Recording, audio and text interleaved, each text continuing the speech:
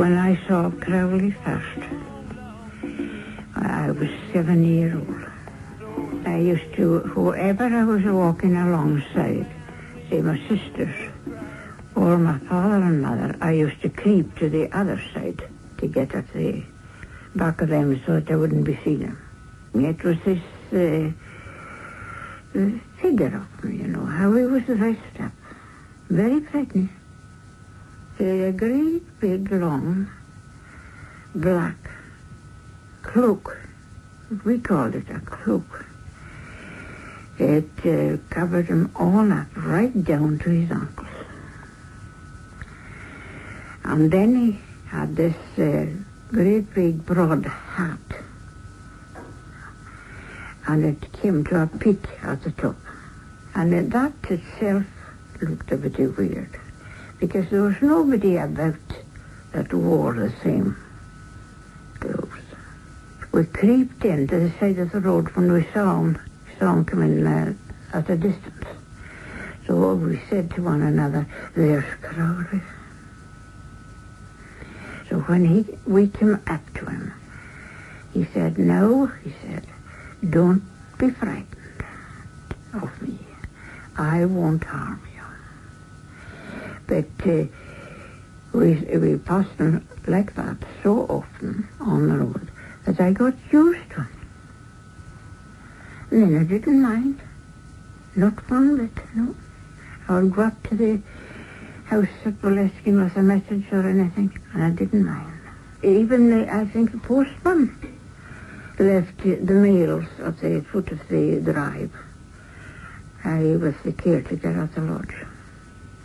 They wouldn't go up near the place. Ellen Williamson, now 88 years old, remembers well the imposing and sinister figure of Aleister Crowley sweeping through the Inverness-shire village of Foyers in the early years of this century. The man who delighted in the title The Beast believed he was the new Messiah and was later vilified in the press as the man they'd like to hang, clearly terrified the villagers. But why should the son of a wealthy Warwickshire brewer choose this Highland setting to further his career as a black magician? Writer Colin Wilson, acknowledged as one of Britain's foremost authorities on the occult, has just published a biography of Crowley.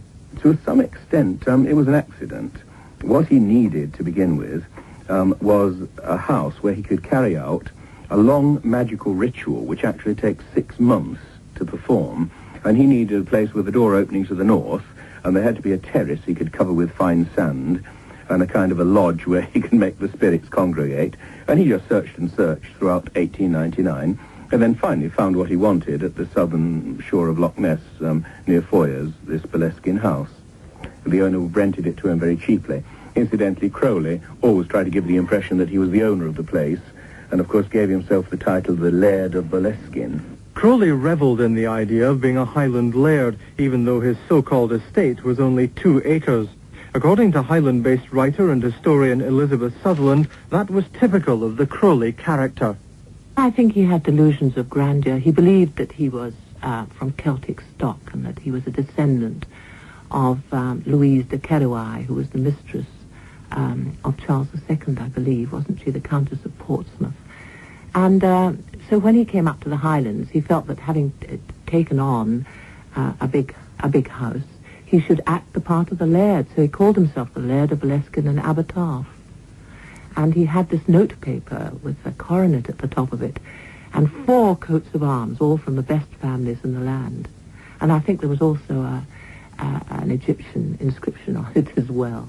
It wasn't only his appearance that marked Crowley out as someone to be feared in and around the sleepy village of Foyers. Willie Batchin, who's lived in the area all his life, recalls stories told by his uncle, a gardener at Boleskine House during Crowley's time there. Just below Boleskine House is a burial ground, the old burial ground. And during the funerals there, Aleister Crowley, or Lord Boleskine as he called himself, would come out and with a shotgun and volley shots over the heads of the mourners. Within the house he had a room which had all mirrors. And when he got the people into the rooms, he would shut the door, and there was no way they could get out.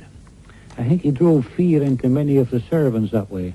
And also, within that room of mirrors, he had a skeleton made up there. So once they got in, they couldn't get out unless he opened the door.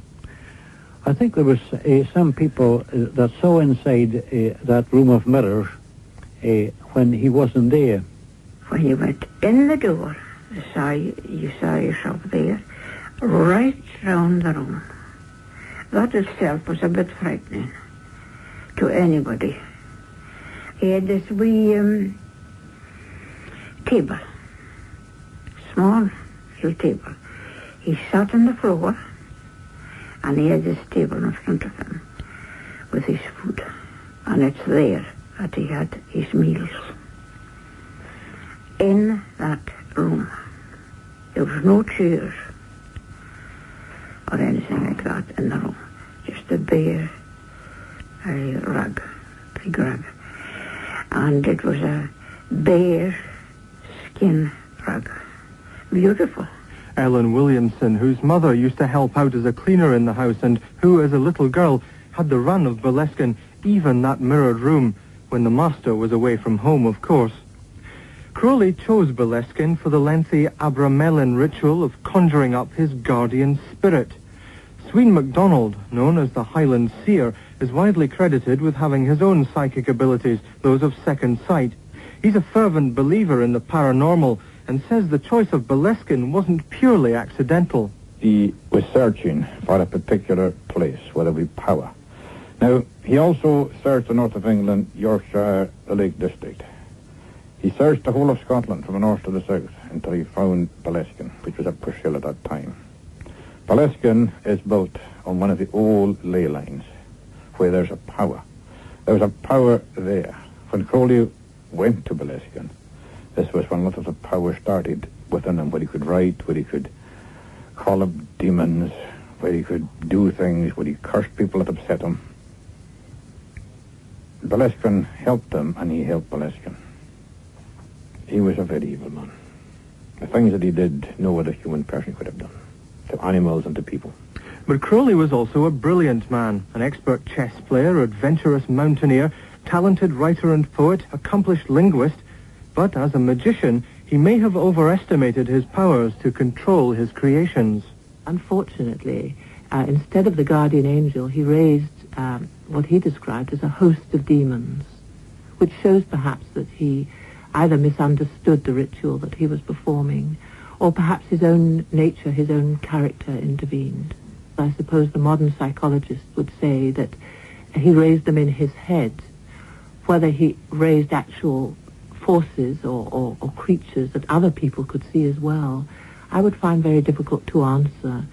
But in view of the fact that I most certainly do believe in psychic phenomena in the paranormal, I would have to say, I suppose, that he did. When I started writing about the occult, I assumed that magic was a lot of nonsense. In fact, John Simmons says so in his book, The Great Beast. He says, there's only one trouble with magic, it doesn't work. Now, the more I studied this, the more I realized this is just not true. It does work. And it works. I'm almost ashamed to say this. It sounds so nutty. But it works because spirits exist, and so-called magicians actually make use of spirits. I didn't believe that for years and years, but I finally come to believe it. Now, Crowley knew this from the beginning, and that's what his magic was all about. In other words, it's really what happens at spiritualist seances, in a way. You're getting in touch with some rather nasty entities, the juvenile delinquents of the spirit world, and getting them to do things for you, which is, not very good either for you or for them.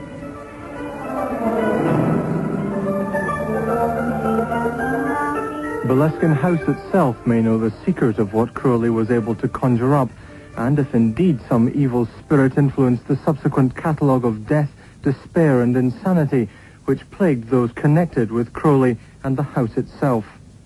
The current owner is rock guitarist Jimmy Page, formerly of Led Zeppelin, who, since the hippie cult of the 60s embraced Crowley and his theories, has been a scholar, though not a follower of Crowleyanity, as the previous laird of Boleskine christened his own religion. Page doesn't live in the house, but has a vague plan at some future date to house his extensive collection of Crowley books and memorabilia, a museum rather than a shrine to the beast. Meanwhile, one of the rock star's oldest friends, Malcolm Dent, lives there with his family, and he's been responsible for much of the extensive restoration work on Boleskine House carried out since the early 70s. And according to Malcolm Dent, there was a spiritual presence in the house even before Crowley's time. The only traditional ghost associated with Boleskine, Crowley himself wrote about, Simon Lord Lovett, the gentleman who was beheaded after the Jacobite rebellion, whose head apparently inhabits the house. His head was chopped off for treason, and his head appears to roll about the house. Although, as I say, appears, one doesn't see it, one hears it. And I must also add, not for quite some years has anyone noticed it. Maybe we don't even notice it anymore, I don't know. Crowley was very amused by this ghost, because at first it used to roll around up and down the corridor, and he shifted a billiard table, I believe, into this room we're in at the minute, which is now our living room. And he said it confined its activities to the top of the billiard table thereafter. He was, as I say, he was quite amused by it, I think. And no doubt he'd be quite amused by other goings-on in the house 40 years since his death. Malcolm Dent says the family's become accustomed to unexplained noises and other phenomena, particularly when parts of the house are undergoing renovation. We've got a set of 7 chairs, which I believe the history of them is that they were originally in the Café Royal in London, which Crowley, amongst other people, frequented.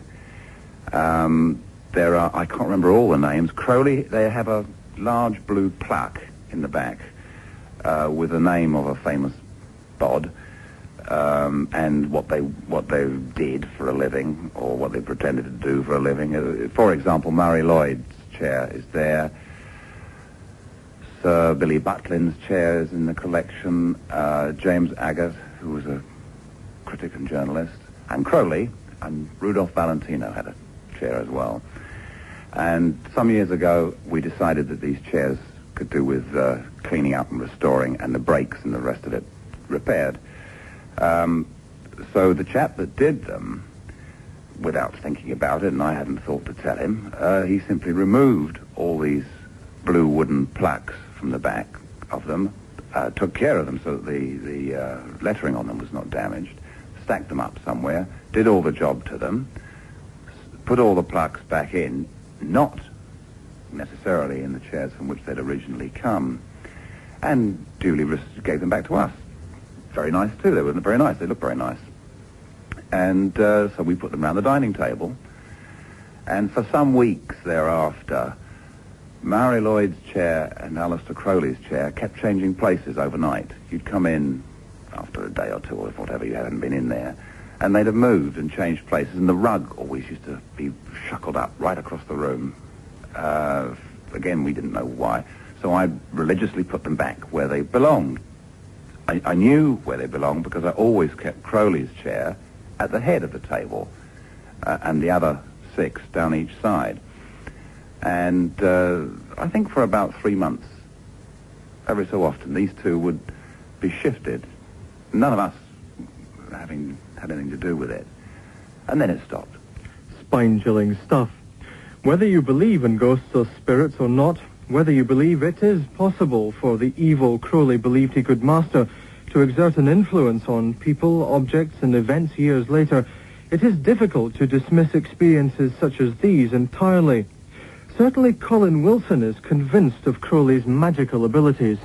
He often demonstrated his magical powers, usually in a rather unpleasant sort of way. For example, one man went down on all fours and proceeded to bark like a dog and scratch at the door. On another occasion, he was walking down Broadway with a friend who said, "Demonstrate your magical powers." So he said, "Okay," and he fell into exact step behind a stockbroker who was walking along swinging his briefcase, and then quite suddenly Crowley let his knees buckle and fell to the pavement for just a brief moment and sprang up again. At the same time, the stockbroker in front of him also buckled, fell onto the pavement, and looked around in a bewildered way for the banana skin. So there's no doubt whatever that Crowley did have very peculiar powers. Also, of course, great hypnotic powers where women were concerned. I mean, it may just partly have been his attractiveness, but there are so many dozens of stories. For example, of Crowley standing looking in a shop window in the Strand. A very attractive woman stood at the side of him, and then suddenly her eyes met Crowley's in the reflection in the glass, and they disappeared into the Savoy together and spent 10 days together, at the end of which she got a divorce from her husband. And this kind of thing happened again and again. And as Elizabeth Sutherland explains, his first marriage followed this pattern entirely. His great friend, Gerald Kelly, Sir Gerald Kelly, the painter, was staying at Boleskine with him. And at the same time, Gerald Kelly's mother and sister Rose were staying in Strathbethar. Now, Sister Rose had got into great trouble with two young men, both of whom wanted to marry her. So Gerald Kelly went over to see her, taking the laird of Boleskine with him. And the laird of Boleskine must have looked rather grand, in full Highland regalia, sporting the MacGregor tartan. Anyhow, he had a solution to Rose's problems. He said, "Marry me." So they were married very early the next day by the sheriff, and I gather Sir Gerald arrived on the pavement just after the ceremony had been performed, and there was quite a fight there. But Aleister Crowley took his bride home, and within 3 days he was madly in love with her. Sadly, the marriage didn't last all that long. Poor Rose was to die, certified insane through alcoholic poisoning. There was even a child from the marriage, a baby girl, but she too succumbed to Crowley's Midas touch in reverse. Crowley took his wife on a round-the-world trip, finally left her to come home on her own from India, and the child died of typhoid on the way home. It was typical. So many people that Crowley knew ended tragically. For example, nearly all the women that Crowley got involved with, and there were a lot of them, became alcoholics. He just seemed to do this to people. He didn't mind the children, for example, watching people having sex because, you know, he thought this was very good for people. He was kind of post-Freudian in that sense. He insisted on his mistress having sex with a goat, all kinds of things. And, of course, he also, in one of his magical rituals, killed a cat and got one of his disciples, Raoul Loveday, to drink its blood. The chap got gastroenteritis and died as a consequence. And it was his wife who went back to London, denounced Crowley to the Sunday Express, which came out with this headline about the wickedest man in the world. That was actually in John Bull, but the Sunday Express said the same thing. And, of course, Crowley, who had just published his first novel, and who was looking, which was quite successful, a thing called A Diary of a Drug Fiend, and was looking forward to becoming a literary celebrity, or at least making his living from this, suddenly found to his horror that, you know, the newspapers were denouncing him as a filthy beast and the man they'd most like to hang. He felt this was downright unfair. He felt that he was a serious magician. All of this sex wasn't just for the fun of it. He was really trying to achieve magical powers. In fact, he was really trying to become a kind of a Nietzschean Superman. That's how he saw himself. But, of course, for the rest of his life was all downhill from then on. That was in the 1930s. Little wonder his Inverness neighbours were scared of him. A local butcher Crowley was said to have argued with accidentally slashed his wrist with a knife and died while cutting up meat. His housekeeper suddenly fled the house and disappeared. A spiritual medium who stayed there became a prostitute. Crowley's coachman, a confirmed teetotaler, suddenly fell into a severe bout of delirium tremens. A workman appeared to go berserk and attacked Crowley, trying to kill him. Later, during a mountaineering expedition to K2, the world's second highest mountain in the Himalayas, several of the team died, with Crowley being blamed for it. He had to escape from India after allegedly murdering two men who he said tried to rob him. And even after his death, there was tragedy at Boleskine House when a subsequent owner committed suicide there. But curiously, those who actually knew Crowley don't have a bad word to say against the man. In this interview recorded in 1955, one of his Café Royal cronies, Louis Marlowe, maintained Crowley was not the font of all evil that he liked to pretend he was, and that others seemed delighted to portray him as. People seem to forget that he had his tongue in his cheek, that he had a very acute sense of humor indeed. One can remember a great many extraordinarily witty and brilliant things to be said. Of course, some of them are not quite repeatable.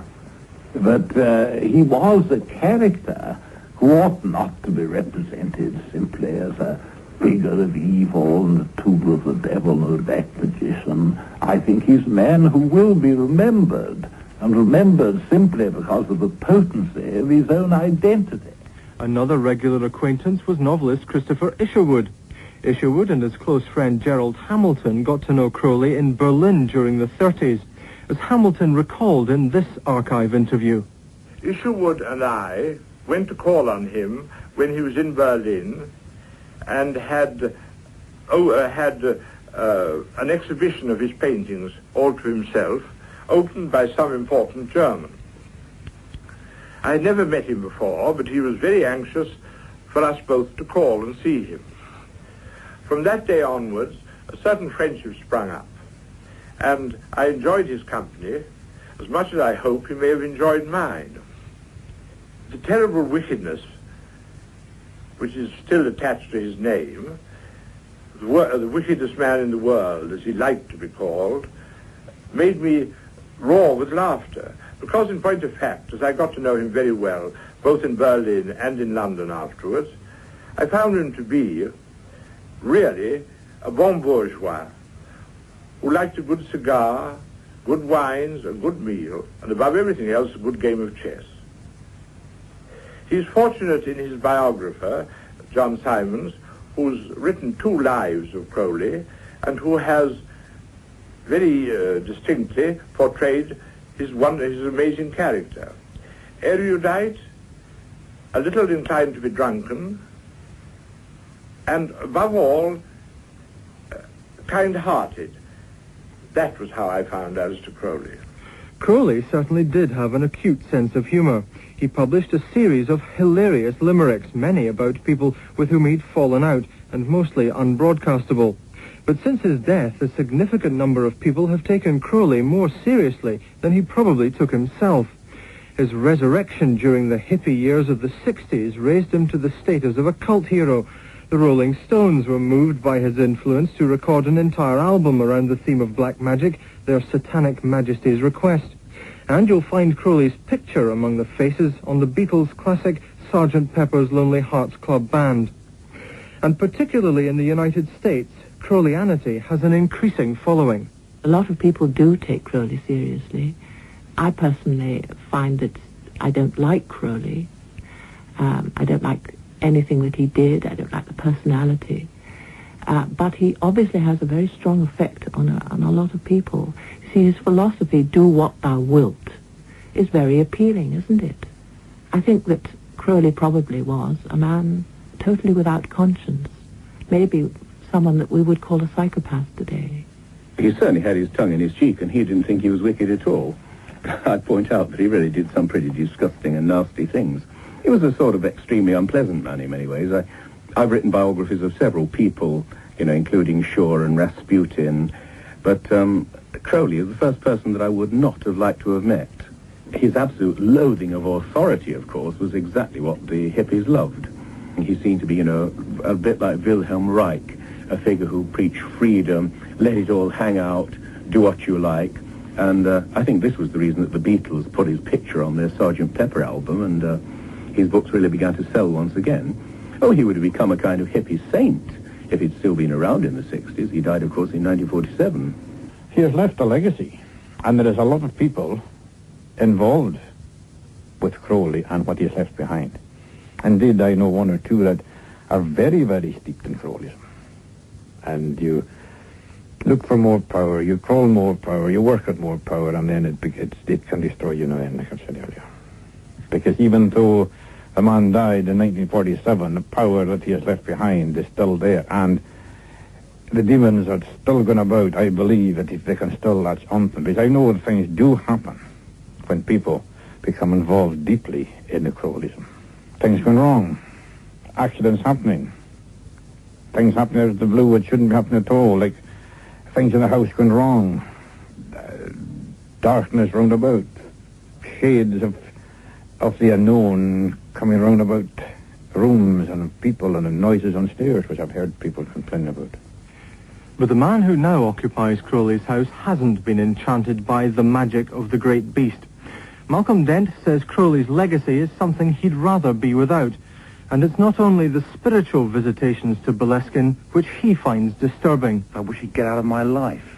I think that because of Crowley, We are invaded constantly with visitors claiming knowledge or interest or whatever in the occult, who come here and want to feel the aura of the house or feel the aura of Crowley's spirits or whatever, and I don't approve of that. I don't like it. It interrupts my life.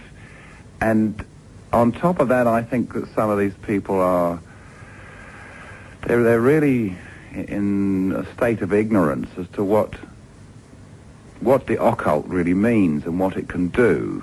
I do think some of the people certainly that visit are dangerous sorts of people. I've had curses put on me by people. I've had people conducting rituals against me because I've been rude and tried to get rid of them. And I have seen people who I've asked to go away then turn up in the burial ground, which is in our ground, just below the house here, conducting all sorts of strange rituals and stuff in there. The man's dead. I wish a lot of people would realize that.